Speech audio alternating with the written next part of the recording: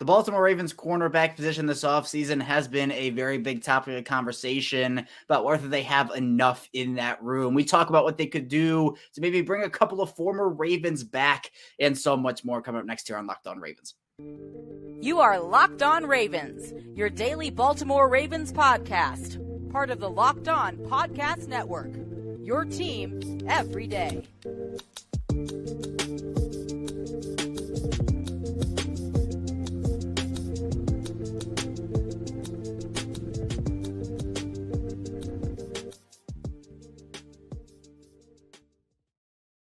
Welcome into another edition of Locked On Ravens, your daily Baltimore Ravens podcast. I'm your host, Kevin Oestreicher of Ravens Wire. We're here as always on the Locked On Podcast Network, your team every single day. Thank you so much for being here, making us your first listen every single day. Free and available, all podcasting platforms, including in video form on YouTube. And we are a 5-day-a-week Ravens podcast, and you can subscribe on YouTube, subscribe in audio form. It is free anywhere. And here with me today, on this midweek edition of Locked On Ravens is former Baltimore Ravens wide receiver, Super Bowl champion, Qadry Ismail. We're now past the 4th of July milestone training camp. It's a couple of weeks on the horizon. I know we've been waiting for football, and we've almost got it. We just got to wait a little longer. Yeah, we do. I'm so excited just simply because of all the hype that's surrounding the team, and it's good hype. It's not false. It's not fake. Whether or not, we are sitting here patiently and recognizing the brilliance, or if we are sitting here impatient, we still got to recognize the brilliance. Regardless, this has been a fascinating offseason, and training camp's a few days away. Guys are going to be starting to kind of hone in on their games, getting the final preparations for their families or their significant others to travel up to Baltimore with them. Obviously, being at the Under Armour Performance Center, unlike when I went to training camp when it was out in Westminster, but this is some fun times. I'm super excited to get it underway. Yeah, you're right. There is a lot of hype around this team right now in terms of just how good they could potentially be. And look, we know Q, a very talented AFC conference. There are going to be a lot of teams this year competing for playoff spots, for divisional wins, and obviously for the right to go to the Super Bowl out of the conference. And in order to do that, Q, I think the Ravens have to get a lot out of their secondary, especially in the cornerback room. We know who Marlon Humphrey is. We know he's a top guy in this league. Rock Ya-Sin is a solid, 2-3 option, as I call him. But as we've talked about plenty, Q, outside of that, it's a lot of young guys that they're going to be relying on, at least at the time of this recording. But there has been, I guess, some speculation about maybe if Baltimore adds somebody else. I know Marcus Peters has been a name, but a couple of other former Ravens potentially returning, and maybe an Anthony Averett or a Kyle Fuller. I mean, let's start with Anthony Averett, Q. He's somebody that had a couple of years for Baltimore. Obviously, the Alabama connection. The Ravens are very well known for that with Ozzie Newsome and that thing. But he's someone who went to Las Vegas last year on a one-year deal, hasn't been signed by anybody. Rock Ya-Sin and Anthony Averett talked a little bit, Ya-Sin said, about the potential of just what Ya-Sin and Baltimore would be and the fit of Ya-Sin being in the city. But Q, do you think that if Anthony Averett were to come back, it would be a move that you'd feel comfortable putting him out there as their third cornerback, and he's so much better than those other young guys where it's a needle-moving move?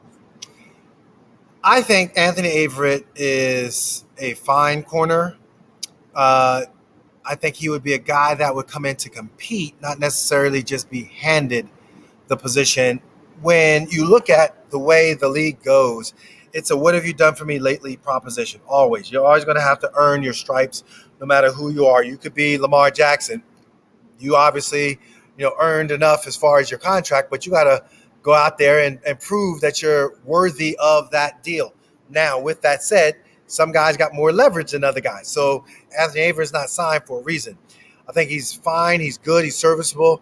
I think he can, be a guy that can come into camp, compete, and just hope that he doesn't break down. Then you can kind of see as far as evaluation and depth.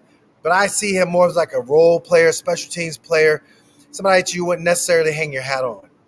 Yeah, and I think that's fair. And I think that Averett look, veteran option, well, compared to the other younger guys on the roster outside of Humphrey and Yassine.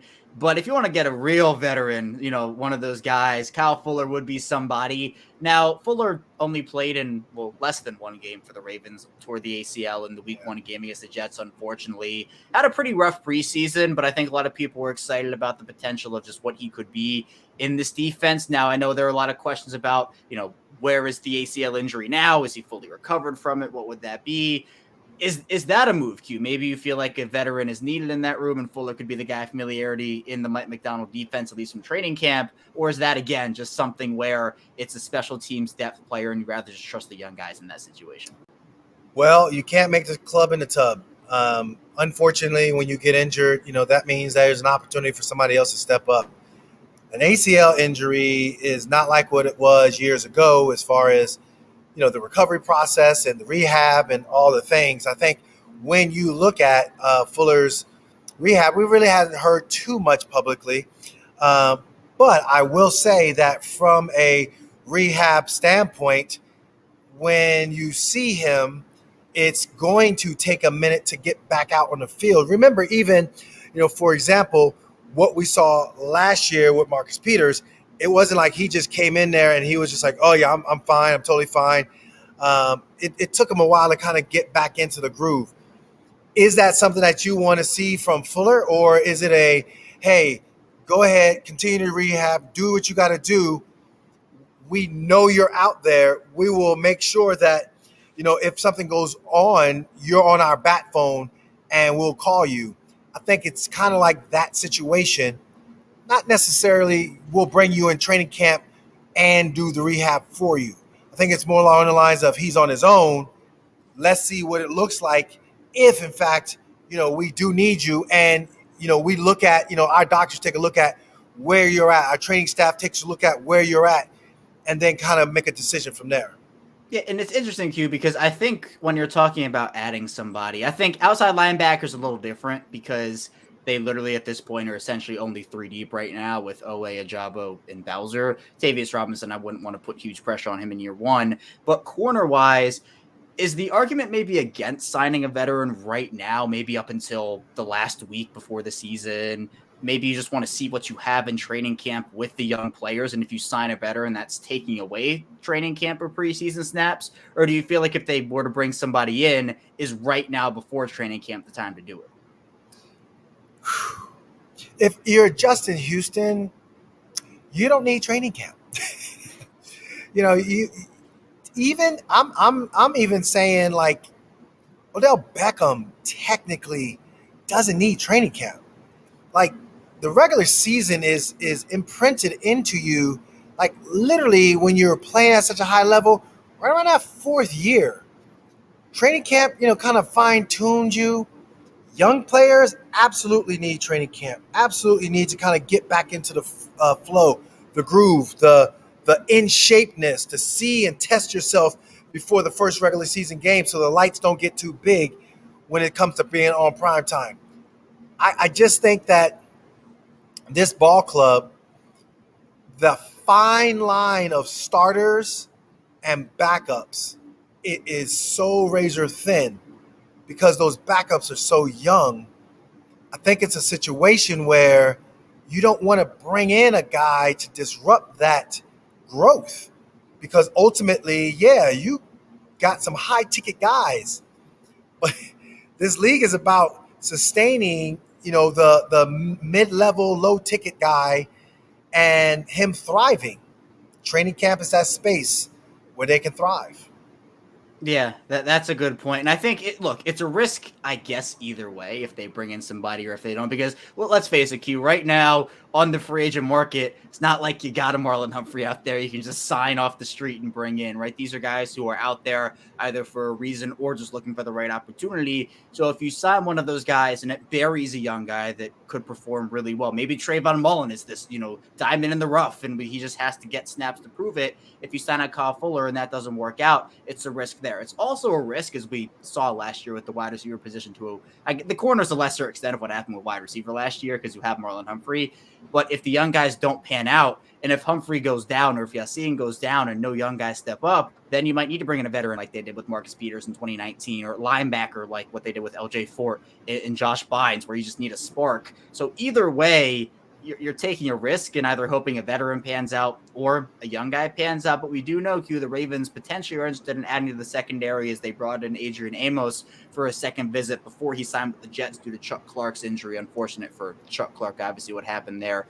But maybe they do add somebody before the end of the preseason, and this is just the time for them to figure out, well, can this young guy step up with snaps, or does he need a couple more years to grow? Coming up in the second part of the show, speaking of growth, we'll be talking about second-year players and how they can grow from their rookie seasons, expectations for them. So be sure to stay tuned, plenty to get to on Locked On Ravens. But first, this episode is brought to you by eBay Motors. And me being a big fantasy guy, I'm really excited about this because our partners at eBay Motors have teamed up with Locked On Fantasy Football host Anthony Averett to bring you some of the best fantasy picks each week, all season long. And so whether you're prepping for a draft or even scouting the waiver wire, every week we're going to be providing you the players that are guaranteed to fit on your roster. So a draft prep underway for the upcoming season. It's coming up really fast. Let's see who Vinny has picked out for us on this week's eBay's Guaranteed Fit Fantasy Picks of the Week. And we're going first, Christian McCaffrey. And when making the first overall pick in drafts, especially this year, 49ers running back Christian McCaffrey is a guaranteed fit. And we all know what Christian McCaffrey can do when healthy and on the field. It's been a question mark whether he can stay healthy, but he's guaranteed to see well more than 300 touches again in his first full season in San Francisco. And he's the centerpiece of that 49ers offensive engine and also includes Deebo Samuel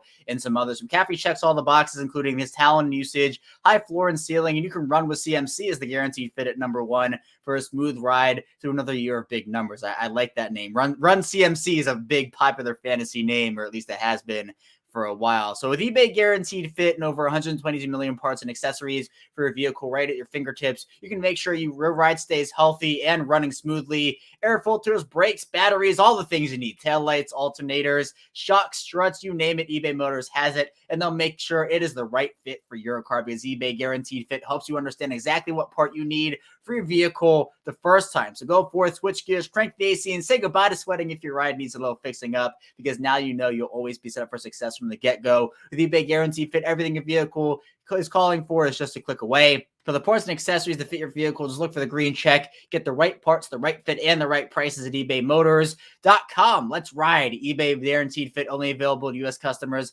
Eligible items only. Exclusions apply. We're back. Our second segment of Locked On Ravens. Kevin Oestreicher still here with the one, the only Qadry Ismail. And Q, first year to second year. I want to start with you and your experience. From your rookie year to your second year, did you feel a jump? Did you feel more prepared for the NFL game? I mean, what is it like for some of these players based off your experience from the year one to year two jump? So mine was a lifetime ago, but like pretty much all of the athletic experiences that I have gone through, I remember it. And I will tell you, that second year, it was like night and day.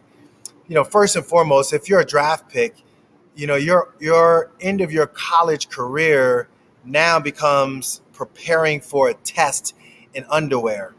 And it's that underwear Olympics that we call the combine, that, certain teams want to see you and wine and dine you and all the things. I think that doesn't necessarily prepare you for the rigors of the season. You go through your training camp, you're like, my God, my head is spinning. But one of the things that people on the outside might not think is a big deal, but it's a huge deal. It's if you're a single, guy and don't have family, getting to the facility and knowing your way around a city and knowing just the name of the assistant to the assistant equipment guy, or the ball boy who is there on a regular, or I'm on the offensive side of the ball, the quality control guy on the defensive side of the ball. I know him now. I mean, all of that, like the lunch guy, Manny. Everybody knows Manny in the Ravens, but you in your first year, you might not know Manny the way you know Manny. And then all of a sudden, you know Manny, and now Manny knows you, and you're going to go ahead and get your homemade meal that you like. So what does that mean? That second year is big. That second year is comfort. That second year is routine. But just as John Harbaugh would always tell his guys, it's good that you made it to this point. End of the year, bam, whatever, however far they went. But the version of you now can't be the same coming into training camp. You got to be a better version of yourself heading into training camp, heading into the season, or you're going to be replaced. Right. And so I think the comfort psychologically can be an advantage because there is no unknown. There is no rookie wall. There is no, we're playing still. Now it's like, oh, yeah, my body's used to it. Oh, yeah, I remember that play. I remember this game. I remember that situation. Oh, we played against the Pittsburgh Steelers. Oh, we traveled to Cincinnati. Oh, we went on a West Coast trip, and now we're back, and I know how to take care of my body. Those are things that, matter when you're a second-year player. That first to second year is your greatest jump in the NFL, and I think that's something that, you will see is an advantage for the Ravens ball club, all those second-year players. Yeah, and do they have a lot of them? Yes, they do. They had a bevy of draft picks last year, obviously 2 first-rounders with the trade of Marquise Brown to Arizona. And those 2 guys, I'm super excited for what I think will be big growth years for them. Let's start with Kyle Hamilton first, their first pick in that draft. Someone who he played all over the field. I mean, played in the slot, in the big nickel role, played safety as well, all over the field for them. But with Chuck Clark gone, it now becomes more of, I think, a traditional safety role. Now, not that he's only going to play there and nowhere else. The uniqueness and the versatility he has is majorly important for him. But where do you think Hamilton slots in on this Ravens defense, and how important is he to their success this year? I think the way he started and the resiliency to the way he finished tells me everything I need to know about going into this year. He is, I believe, to make this bold statement, he is on his way to be an all-pro. Wow. I didn't say pro bowler because, that's a popularity contest. I'm talking all-pro. I think Mike Macdonald's defense, it sets up perfectly for him. I think the way they utilize him in the box, I think that there's opportunities for him to make big plays. I think he seizes the opportunities to make big plays. I think the game is slowed down for him to make big plays. And with his overall athleticism, I think this is a situation where, ultimately he's going to be in a position where his number is called upon. I think he's going to answer the bell. So when you look at Kyle Hamilton, it's a first rounder trending towards being an all-pro type of a talented player. Yeah, and I remember the discourse about him, Q, during the preseason and during training camp when he got like burned on those one-on-ones a couple times, and in the and I'm just like, we're judging a guy based off of a one-on-one. Right. I think it was the stadium practice. Correct. And he got beat by the one guy that didn't even make the team.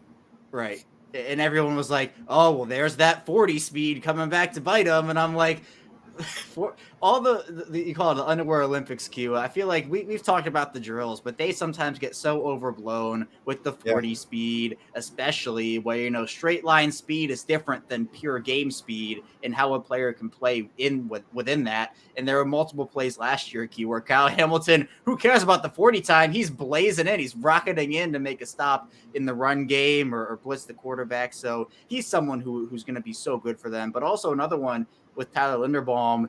The Ravens have been cycling through centers for a while, really ever since Matt Burke retired. Obviously, you can go back to Jason Brown and some of those other guys early, but then, it was the guys like the Jeremy Zutas and the Ryan Jensens, and you have Matt Skura and obviously Bradley Bozeman in there as well. And you go Gino Gradkowski if you want to name that made people forget. But Linderbaum came in. There was concerns about the size. I don't dock people for size as much as other people do, but he came in and just played an all-around year. He's somebody who, if you in your answer, if you say he's going to be an all-pro or he's on his way to it, I'm not shocked. He had that good of a year last year, and I think with the continuity in that offensive line, 4 or 5 starters returning, that's going to only help him, especially with Kevin Zeitler, a steady veteran next to him. So how excited are you for Tyler Linderbaum's year 2? Poise. consistency, domination, uh, football intelligence. Um, Again, composure and poise are similar, but the composure under pressure and stress, the consistency of doing the routine. And then, like, you look at like a Tampa Bay game where it just like, wow, that's Tyler Linderbaum.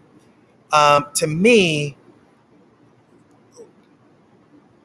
he made it look so easy last year that, yes, this year it's the fruits of his labor going to come into full fruition.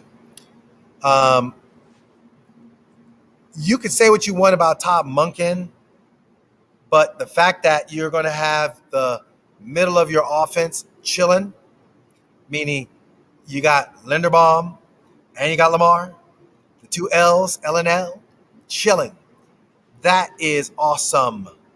Like, Tyler is touching the ball every single time, and so is Lamar. I like the fact that you got a guy the likes of Tyler who is able to do what he needs to do. And that's where, again, like, you can talk about the receivers and defending 53 in the third. You can talk about the running game and all the things of JK and Gus Bus and Justice Hill and whomever else they want to try out. With an offensive line and the anchor of the line being steady and solid, let's eat. Hey, now, you forgot Mark Andrews touched that ball one time when he took the direct snap and dished it over to Lamar. So Linderbaum does, but Lamar might not. That Greg Roman vault was something else. I'll tell you. Maybe the Monken vault's a little different. But I know Q. Let's do one more. Let's talk David Ojabo. Now, it's weird because it's technically his second season. He was a part of that draft class last year, but only had one tackle, the strip sack on Joe Burrow. This to me essentially is his rookie season because it's, his first full off season of preparation when he's not injured and his first full season on the field. So what are your expectations for him, a second year guy, but technically, going into his first full season? Yeah, no, I think, again, off season wise, there are things that he didn't know that he got a chance to experience. And the fact that he got a chance to experience game action in real time, and it was in a high stress situation, and he delivered, both him and Charlie Kohler. So my affinity for Charlie Kohler. But with that said, like, I just think that for David Ojabo, like, Chuck Smith is going to be his saving grace. Why? Because there are going to be things that you're teaching me that my athleticism and my talent can put into the tool belt and utilize. So I expect for him to literally be that breakout player. And as much as everybody is talking, oh, well, who do we need to sign and all this? And what you and I talked about in the first segment as far as, do you need to bring in a veteran guy?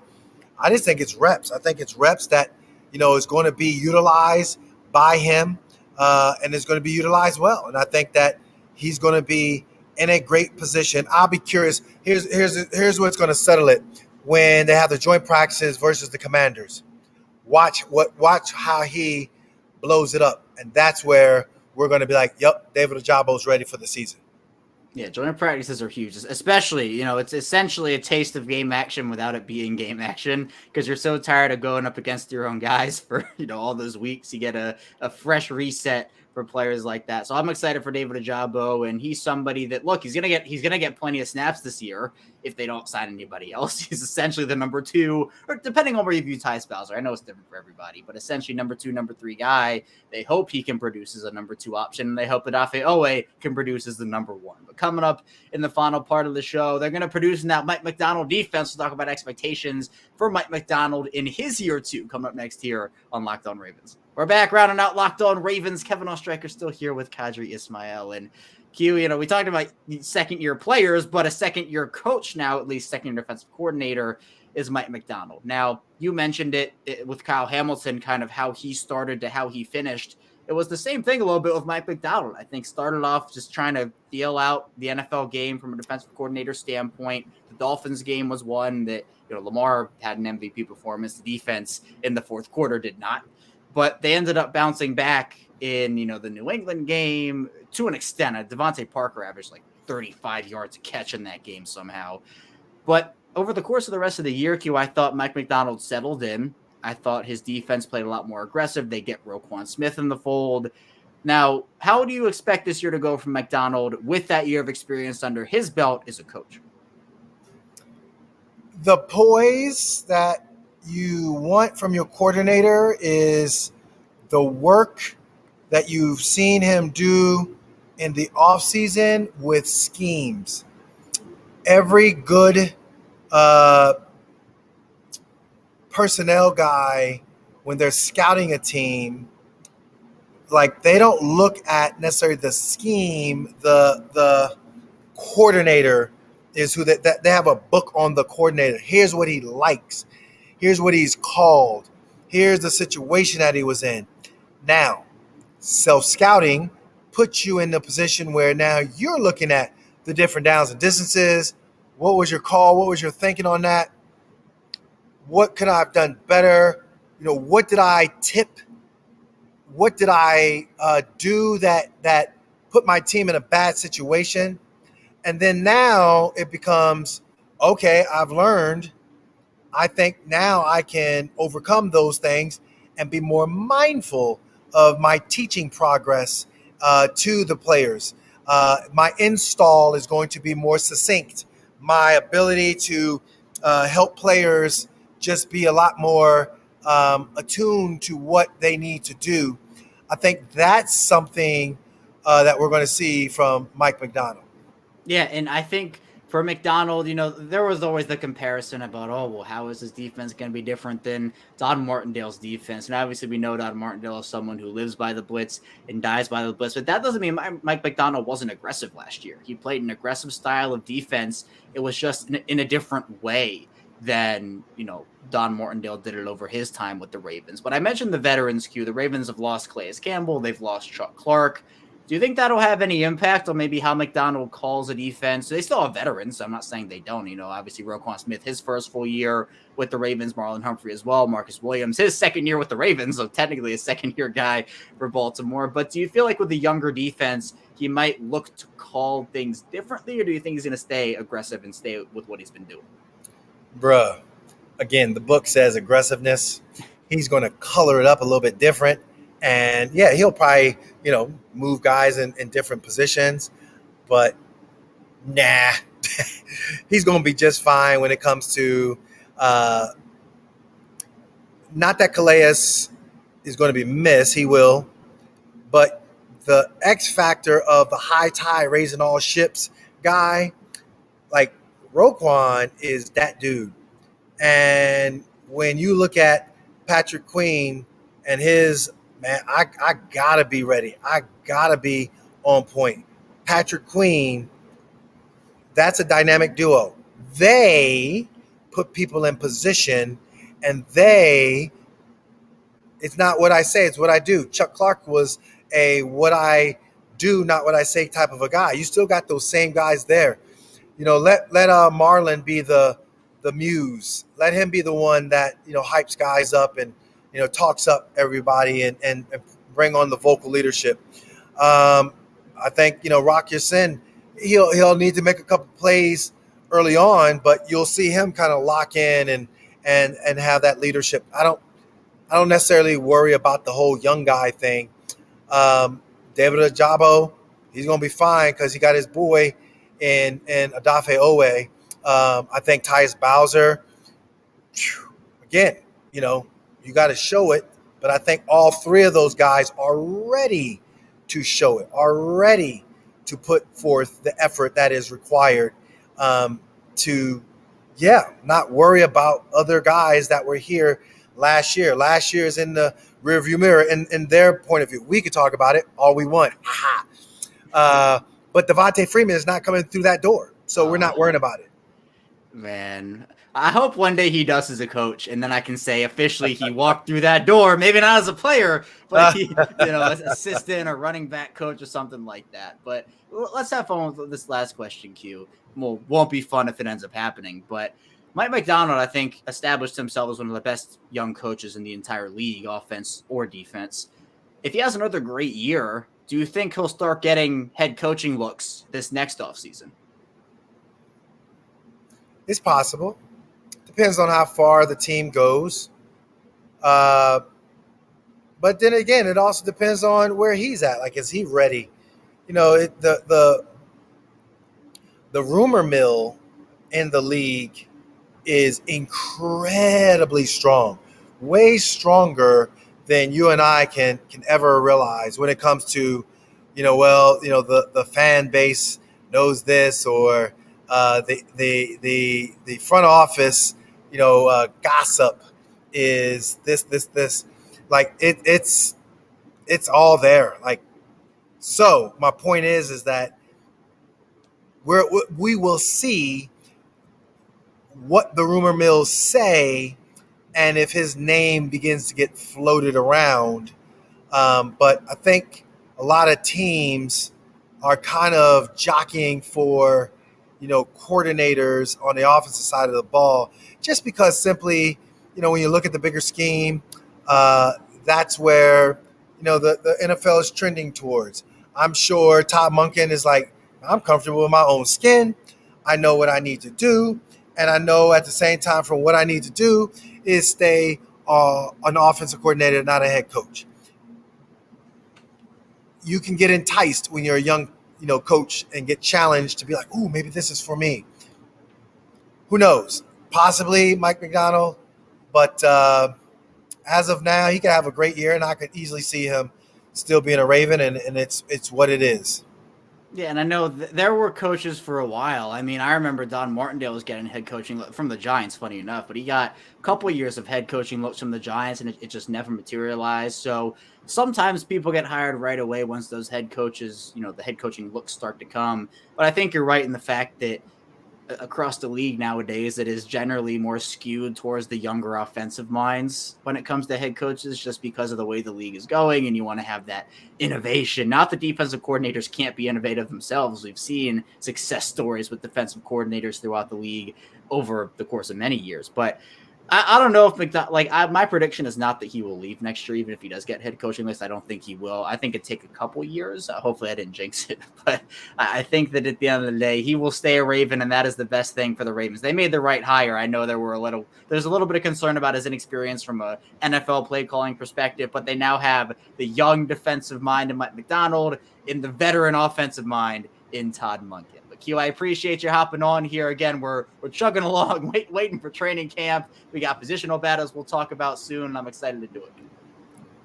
I tell you right now, like, our podcasts are going to be epic because we are going to be talking about those position battles. I think it's going to be fun. I think it's going to be different. F- is not in the building, so you're not going to get that worn down type of a guy. You'll see a fresh, athletic guy. I think it'll be really cool to chop it up when we have to, and when we're going to talk and break down this Ravens ball club. Yeah, and I think with F- not in the building anymore, you're going to be fresh on this podcast a little more without that weight holding you down on there, and the ability hopefully for the Ravens to stay at least healthier than they have been over these past couple of seasons. But Q, I appreciate you. For more on Q's work, be sure to follow him over on Twitter at @Qadry Ismail. You can see that in the description below there, and especially on our YouTube graphic. You can follow me over at Chaos Striker 34. You can follow this show on Twitter at Locked On Ravens. Subscribe for free, both in video form and audio form. Coming up tomorrow on Locked On Ravens. More Ravens content, of course. So be sure to stay tuned for that, and I'll see you right back here tomorrow on Locked On Ravens.